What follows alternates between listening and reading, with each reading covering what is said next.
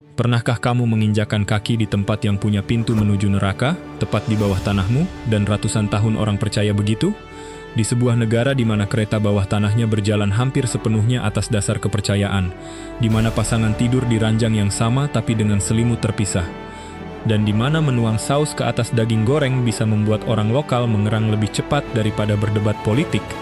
Tempat di mana setiap hari Minggu, seluruh kota tiba-tiba hening, di mana kamu bisa duduk berjam-jam di kafe dengan satu gelas minuman tanpa diganggu siapapun. Dan rumah bagi taman yang setiap tahun tenggelam di bawah air, lalu muncul kembali utuh seolah tidak terjadi apa-apa. Itulah kehidupan di Austria. Kalau mendengar Austria, yang kebayang di kepala pasti Mozart, tarian waltz, istana megah, dan gunung bersalju. Tapi di balik gambar kartu pos yang sempurna itu, ada Austria yang lain, lebih aneh, lebih kompleks, dan jauh lebih memikat daripada yang kita kira. Jadi, apa yang sebenarnya terjadi di dalam salah satu negara paling layak huni di dunia? Lebih dari 100 tahun yang lalu, di kaki gunung Hofskogel, ada rongga batu hitam raksasa yang bikin merinding semua orang di sekitarnya. Waktu hari dingin, uap putih berkabut terus menyembul dari dalam, seperti gunung itu sedang bernapas. Warga dulu bukan menganggapnya goa biasa. Bagi mereka, itu pintu gerbang langsung menuju neraka. Maka, turun-temurun tak ada seorang pun yang berani menginjakan kaki ke dalam. Semua itu berakhir tahun 1879. Seorang ilmuwan bernama Anton Posselt nekat melakukan apa yang dianggap gila oleh seluruh wilayah itu. Dia mengambil obor dan maju lurus ke dalam kegelapan. Tapi yang menantinya bukan iblis atau lautan api. Di balik ketakutan manusia, tersembunyi dunia es yang amat luas. Dinding-dinding tembus pandang, pilar-pilar es setinggi katedral, dan istana es berkilauan yang bersarang jauh di perut gunung. Kini tempat ini dikenal sebagai Eisriesenwald, sistem gua es terbesar di dunia, membentang sejauh lebih dari 26 mil. Es di dalamnya nyaris tak pernah mencair, karena gunung itu bekerja seperti kulkas raksasa alami, mengurung udara dingin selama berabad-abad. Dan detail paling mengharukan, di kedalaman gua, ada ruang yang menyerupai gereja es, tempat Abu seorang penjelajah dimakamkan selamanya di tengah dunia es yang ia habiskan seumur hidup untuk menjelajahinya. Berkeliling alun-alunan Austria, kamu akan gampang banget nemuin cewek-cewek dengan kulit cerah, rambut pirang alami, dan mata biru yang nyengat pandangannya. Tapi jangan salah, daya tarik mereka bukan cuma soal wajah. Di sini, standar cantik nggak soal riasan tebal atau ramping sempurna. Yang dijunjung tinggi justru kecantikan yang sehat dan aktif, terbentuk dari keringat mendaki gunung, bersepeda, atau menyusuri alam terbuka. Banyak cewek bahkan lebih bangga pamer foto berdiri di puncak gunung ketimbang selfie yang sudah diedit sampai mulus. Dalam hubungan asmara, perempuan Austria terkenal mandiri. Mereka lebih suka kejelasan daripada rayuan gantung atau tebak-tebakan. Di kencan pertama pun patungan bayar itu biasa saja. Bagi mereka, itu tanda kesetaraan dan saling menghormati. Orang Austria punya pandangan yang sangat wajar soal tubuh manusia. Di pemandian air panas atau tepian sungai saat musim panas, tubuh cuma dianggap bagian dari alam, bukan hal sensitif yang harus ditutupi atau disembunyikan. Lalu ada kebiasaan unik, banyak pasangan tidur di ranjang yang sama tapi pakai selimut masing-masing. Alasannya sederhana. Semua orang pengen tidur nyenyak tanpa harus rebutan selimut tengah malam. Tapi jangan dikira mereka nggak romantis. Jatuh cinta, orang Austria justru sangat perhatian. Mereka saling memanggil dengan panggilan sayang seperti tikus kecil, kelinci kecil, atau harta kecil. Mereka menghargai kebebasan dan ruang pribadi, tapi selalu tahu cara menjaga kehangatan dalam cinta. Coba tutup mata sejenak dan bayangkan croissant. Hampir dipastikan, yang terlintas di kepala kamu adalah kafe-kafe elegan di pinggir jalan Paris. Tapi tahukah kamu, banyak peneliti kuliner percaya, leluhur pastry berbentuk bulan sabit ini sebenarnya lahir bukan di Prancis, melainkan di Austria. Namanya Kipferl, roti tradisional yang sudah ada selama berabad-abad. Ceritanya berubah ketika Marie Antoinette, putri yang lahir di Austria dan kelak menjadi ratu Prancis, membawa resep ini ke istana. Dari sana, bangsa Prancis mengadaptasinya hingga croissant terkenal ke seluruh dunia seperti sekarang. Tapi rahasia Austria nggak cuma soal roti. Nama negaranya pun menyimpan kisah menarik. Dalam bahasa Jerman, Austria disebut Österreich, yang berarti Kerajaan Timur. Julukan ini berakar dari masa lalu, ketika wilayah ini menjadi perbatasan paling timur dari sebuah kekaisaran raksasa, sekaligus garis pertahanan paling krusial bagi benua Eropa. Dan rahasia terbesar Austria tersembunyi jauh di dalam desa-desa pinggir danau yang seindah lukisan, garam. Ribuan tahun lalu, kawasan ini sudah terkenal dengan tambang garam raksasa yang bersembunyi di dalam pegunungan Alpen. Jejak emas putih ini bahkan tercetak di peta. Salzburg berarti benteng garam, Salzkammergut berarti wilayah garam, dan sungai Salzach dulunya adalah jalur transportasi garam terpenting di seluruh kawasan. Dulu, garam begitu berharganya sampai disamakan dengan uang. Garam membuat makanan tahan lama, mendorong perdagangan, dan menciptakan kekayaan bagi seluruh wilayah. Banyak sejarawan meyakini sumber daya inilah yang menjadi fondasi kekuasaan dinasti Habsburg, keluarga yang menguasai sebagian besar Eropa selama berabad-abad. Nah, mana yang lebih bikin kamu takjub? Croissant yang ternyata asli dari Austria, atau garam yang dulu begitu berharga sampai mampu membangun sebuah kekaisaran? Tulis jawabanmu di kolom komentar ya. Kalau kamu tinggal di Austria cukup lama, kamu akan segera menyadari satu hal. Ini masyarakat yang sangat menjunjung tinggi ketertiban. Dan itu semua dimulai dari satu hal sederhana, tepat waktu. Orang Austria sangat terkenal akan ketepatan waktu mereka. Sampai-sampai banyak yang menganggapnya sebagai ukuran rasa hormat. Bikin orang lain nunggu tanpa alasan jelas. Itu bukan cuma bikin repot, tapi dianggap tidak sopan. Datang beberapa menit lebih awal selalu jauh lebih dihargai daripada muncul di menit-menit terakhir. Ketelitian ini juga terlihat jelas dalam komunikasi sehari-hari. Di lingkungan kerja atau akademis, orang Austria biasanya saling menyapa dengan gelar dan nama keluarga, sampai mereka diberi izin untuk menggunakan sapaan yang lebih santai. Bahkan saat masuk ke toko kecil sekalipun, sekadar mengucapkan salam sudah dianggap etika dasar yang wajib. Di lingkungan keluarga, aturannya tak kalah jelas. Sebelum makan, banyak yang menunggu sang tuan rumah mengangkat gelas bersulang baru mulai menyantap hidangan. Meninggalkan terlalu banyak makanan di piring sering dipandang sebagai ketidakhormatan terhadap usaha yang sudah dikeluarkan untuk menyiapkannya. Dan kalau kamu diundang ke rumah seseorang, bersiaplah untuk melepas sepatu di pintu masuk. Orang Austria sangat menjaga kebersihan. Banyak keluarga bahkan selalu menyediakan sandal khusus untuk tamu. Tapi ladang ranjau yang sesungguhnya ada di dalam komunikasi. Jangan cepat menyamakan Austria dengan Jerman, karena orang Austria sangat bangga dengan identitas mereka sendiri. Beberapa topik sejarah yang sensitif juga biasanya dihindari dalam obrolan santai. Dan kalau kamu sempat memesan Wiener Schnitzel yang terkenal itu, ingat satu nasihat kecil ini. Jangan buru-buru minta saus untuk dituangkan ke atas daging goreng yang renyah keemasan itu. Bagi banyak orang Austria, itu nyaris sama dengan dosa kuliner. Dengar sampai sini, kamu mungkin berpikir bahwa orang Austria adalah tipe yang sangat sopan dan penuh prinsip. Tapi uniknya, Wina sering dinilai oleh orang asing sebagai salah satu kota paling tidak ramah di dunia. Lalu apa yang menciptakan paradoks ini? Jawabannya ada pada karakteristik yang sangat khas dari orang Austria. Baru pertama kali mendarat di Wina, jangan kaget kalau orang-orang di sini terasa agak tertutup. Penduduk Wina bahkan punya istilah khusus untuk sifat khas mereka ini. Grand, ini bukan sekadar cemberut biasa, melainkan semacam seni menggerutu yang memadukan rasa kesal, sarkasme, dan humor kering. Bagi wisatawan asing, kesan pertama ini memang seringkali cukup mengejutkan. Maka tak heran kalau dalam banyak survei internasional, Wina sering masuk daftar kota paling tidak ramah terhadap orang asing di Eropa. Tapi para peneliti bahasa justru menemukan sesuatu yang menarik. Sebagian besar keluhan dan gerutuan orang Wina sebenarnya tidak ditujukan ke siapa-siapa.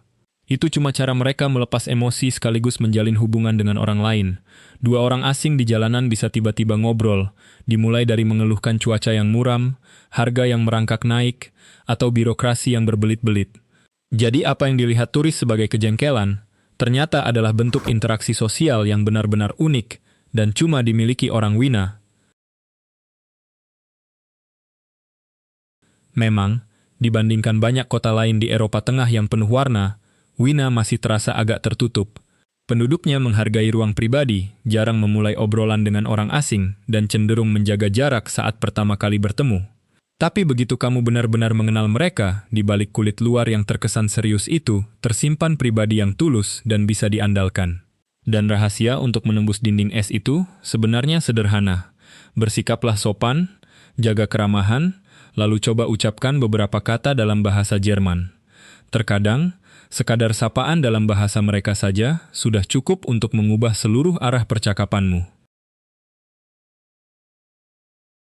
Kalau kamu benar-benar ingin memahami orang Wina, jangan mulai dari museum atau istana. Mulailah dari sebuah kafe, karena di sini, kafe bukan sekadar tempat untuk meneguk kopi lalu buru-buru pergi.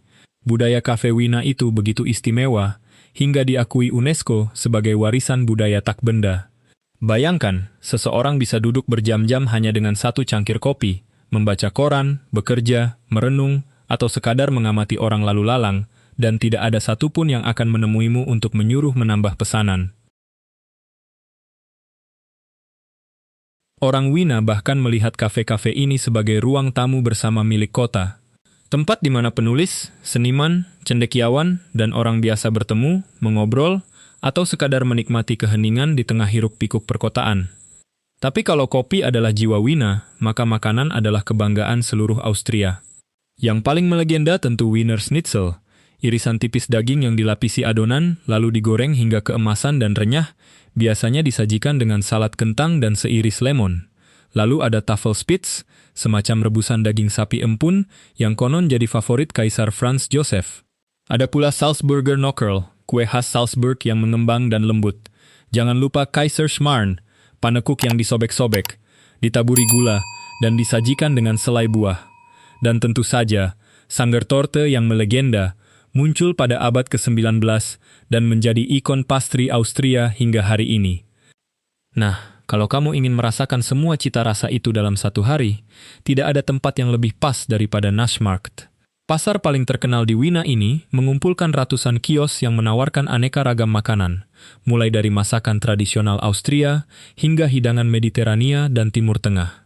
Asal kamu berjalan-jalan menyusuri lorong pasar ini, kamu bisa merasakan betapa banyak budaya yang telah menyumbang ragam kuliner kota ini. Yang menarik, kebiasaan makan orang Austria agak berbeda dari yang kamu bayangkan. Makan siang biasanya jadi waktu paling penting dalam sehari, sementara makan malam relatif sederhana. Cukup sup, roti, atau beberapa iris daging dingin. Mereka juga sangat menyukai makanan organik dan selalu masuk daftar negara Eropa dengan konsumsi makanan organik tertinggi. Tapi di balik citra sebagai bangsa pencinta alam yang mengutamakan makanan bersih dan gaya hidup sehat, Austria juga masuk dalam daftar negara dengan tingkat perokok yang lumayan tinggi di Eropa. Dan itu baru satu dari sekian banyak kontradiksi menarik yang membentuk identitas unik negara ini. Dari semua hal yang sudah kamu dengar, apa yang paling membuatmu terkejut soal kuliner dan kebiasaan makan orang Austria? Tulis kesanmu di kolom komentar. Dan kalau kamu merasa tempat ini menarik serta ingin merasakannya sendiri, ketik angka 1 di kolom komentar. Kalau kamu melihat Austria dari atas, negara ini ibarat lukisan raksasa yang tersusun dari pegunungan, hutan, dan danau. Pegunungan Alp menutupi lebih dari 50% wilayah negara ini. Sungai dan danau yang masih perawan bertebaran hampir di mana-mana. Salah satu yang paling bikin geleng-geleng kepala adalah Grüner See, atau Danau Biru, di wilayah Styria. Di musim dingin, ini cuma taman biasa. Ada bangku, jalur jalan kaki, dan lapangan hijau. Tapi begitu musim semi datang, salju di pegunungan mencair, air naik perlahan, dan menenggelamkan seluruh taman di bawah air sejernih kristal. Hanya dalam beberapa minggu, jalur, bangku, dan halaman kecil, semuanya tenggelam di bawah hampir 10 kaki air. Anehnya, begitu musim banjir berakhir, taman itu muncul kembali utuh, seolah tidak pernah hilang sama sekali. Dan Grüner See itu cuma satu dari sekian banyak keajaiban Austria. Masih ada air terjun Krimmel, salah satu yang tertinggi di Eropa. Ada Hallstatt, desa pinggir danau yang persis seperti dongeng. Jalan Grossglockner yang spektakuler berkelok di tengah Alp. Gugusan danau Salzkammergut yang terkenal. Lalu puncak Schafberg dengan pemandangan danau berwarna pirus, membentang sampai cakrawala. Mungkin karena itulah, banyak yang bilang, harta karun Austria, yang sesungguhnya bukan ada di istana atau kotanya, melainkan di alamnya, di mana taman biasa pun bisa berubah jadi danau hanya karena satu musim salju mencair. Selama bertahun-tahun, Wina nyaris tak pernah tergeser dari puncak daftar kota paling layak huni di dunia. Seringkali justru nangkring di posisi nomor 1. Dan begitu kamu melangkahkan kaki ke sini, kamu langsung paham kenapa. Sekilas sih, Wina tuh ibun museum terbuka raksasa. Hofburg, Schönbrunn, Katedral Santo Stefanus, istana dan gereja megah berdiri menjulang di seantero kota. Tapi daya tarik Wina bukan cuma soal masa lalunya yang agung. Yang bikin kamu jatuh cinta adalah cara kota ini merawat kehidupan sehari-hari. Di mana-mana kamu melihat ada air mancur minum gratis langsung dari pegunungan Alpen. Kalau musim panas, ada semprotan kabut pendingin di sudut-sudut jalan. Transportasi publiknya terkenal efisien. Dan anehnya, banyak stasiun metro di sini malah nggak punya gerbang tiket. Mereka percaya pada kesadaran penumpang sendiri. Di tengah hiruk-pikuk dunia modern, Wina tetap pegang erat pesona sejarahnya. Kereta kuda Viaker sesekali masih meluncur pelan di jalanan-jalanan tua, seakan mengingatkan kita pada gemerlap kekaisaran Austro-Hungaria yang dulu. Yang paling membekas di hati banyak pengunjung justru hal-hal sederhana, kebersihan, ketertiban, dan rasa aman yang terasa di hampir setiap sudut. Mungkin itulah rahasianya. Wina menaklukkan hati bukan dengan kemewahan yang berlebihan, tapi lewat ribuan detail kecil yang dikerjakan sempurna setiap hari. Kalau kamu lihat peringkat ekonomi dunia, Austria punya hampir semua yang dicita-citakan banyak negara. Ini salah satu ekonomi paling makmur di Eropa, rumah bagi merek-merek kelas dunia seperti Red Bull, Swarovski, dan jaringan supermarket Spar.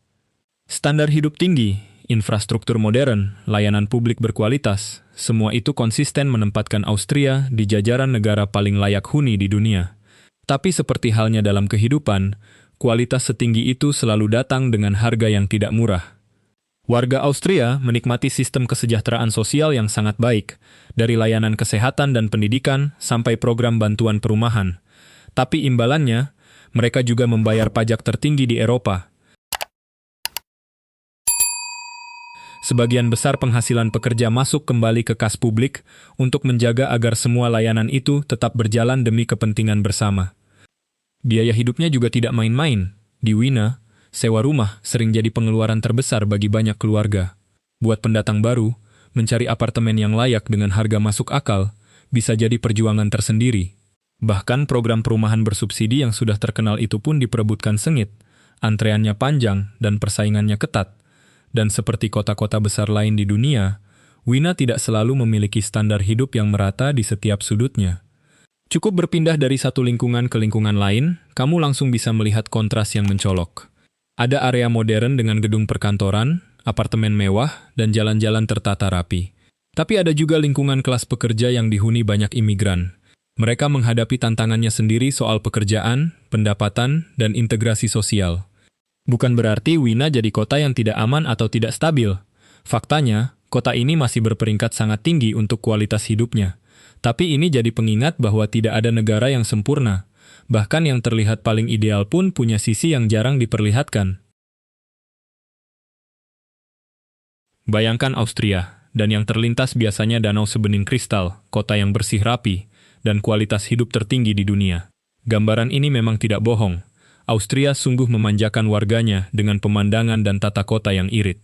Tapi jujur saja, seperti negara manapun, di balik kartu pos yang indah itu, ada tantangan nyata yang jarang diperlihatkan. Dan justru disinilah Austria menjadi lebih manusiawi, bukan dengan menyembunyikan cacatnya, tapi dengan hidup berdampingan dengannya. Paradoks paling menarik justru ada di kehidupan sehari-hari. Orang Austria terkenal mencintai alam, memilih makanan organik, dan sangat peduli lingkungan. Kamu bisa lihat ini di mana-mana, dari petani yang menjual sayur lokal di pasar, sampai kebijakan daur ulang yang dijalankan dengan disiplin tinggi. Tapi anehnya, tingkat merokok dan konsumsi alkohol mereka tetap cukup tinggi dibanding banyak negara maju lainnya. Kamu mungkin melihat seseorang bersepeda ke hutan pagi-pagi, lalu merokok di luar kafe malam harinya. Ini bukti bahwa masyarakat modern tidak selalu berjalan persis seperti cita-cita yang digaungkan. Ada celah antara ideal dan kenyataan, dan Austria tidak sendirian dalam hal ini. Lalu ada masalah kesehatan mental dan integrasi sosial yang jarang masuk berita. Di daerah pegunungan terpencil, kondisi geografi kadang membuat hidup terasa lebih terisolasi. Musim dingin yang panjang dan jarak antar desa yang jauh bisa menekan siapapun. Sementara itu, imigran dan pengungsi juga berhadapan dengan hambatan bahasa, budaya, dan integrasi yang tidak selalu mudah diatasi. Mereka datang mencari kehidupan baru, tapi jalan menuju rasa diterima seringkali panjang dan berliku. Ini tantangan yang pemerintah dan banyak organisasi sosial di Austria terus coba atasi sampai sekarang, bukan dengan solusi instan, tapi dengan program jangka panjang yang masih terus disempurnakan. Bahkan kesetaraan gender pun masih merupakan perjalanan yang belum selesai. Meski dinilai tinggi untuk keamanan dan kualitas hidup, Austria masih berupaya mengecilkan kesenjangan penghasilan antara pria dan wanita. Selisih gaji masih ada, dan perempuan yang bekerja paruh waktu jauh lebih banyak daripada pria. Sebagian karena tradisi pengasuhan anak yang belum sepenuhnya berubah. Sekaligus memperkuat langkah untuk melindungi wanita dari kekerasan dan diskriminasi. Ini bukan perjuangan yang bisa selesai dalam semalam, tapi setidaknya arahnya jelas dan tidak diabaikan. Ada juga topik yang lebih sensitif. Bagaimana Austria memandang masa lalunya sendiri. Selama beberapa dekade setelah Perang Dunia II, bab-bab tertentu dari sejarah nyaris tak pernah dibahas dalam kehidupan publik. Banyak generasi tumbuh tanpa benar-benar memahami apa yang terjadi, dan diskusi tentang masa lalu seringkali terasa terlalu berat untuk dimulai. Tapi dalam beberapa tahun terakhir, masyarakat Austria jadi lebih terbuka untuk membahas masa lalu. Mereka melihatnya sebagai bagian penting dari memahami dan memperbaiki diri. Sekolah mulai mengajarkannya, museum mulai menampilkannya, dan orang-orang mulai berbicara tanpa rasa takut. Yang paling luar biasa, orang Austria tidak melihat masalah-masalah ini sebagai bukti kegagalan. Mereka melihatnya sebagai ruang untuk terus berkembang, dan keberanian untuk menghadapi keterbatasan inilah yang membuat masyarakat ini tetap stabil, bukan karena mereka sempurna, tapi karena mereka jujur tentang apa yang masih perlu diperbaiki. Terima kasih sudah menonton. Kalau video ini lucu atau bermanfaat, jangan lupa like, subscribe, dan nyalakan loncengnya agar tidak ketinggalan video baru. Sampai jumpa di video berikutnya.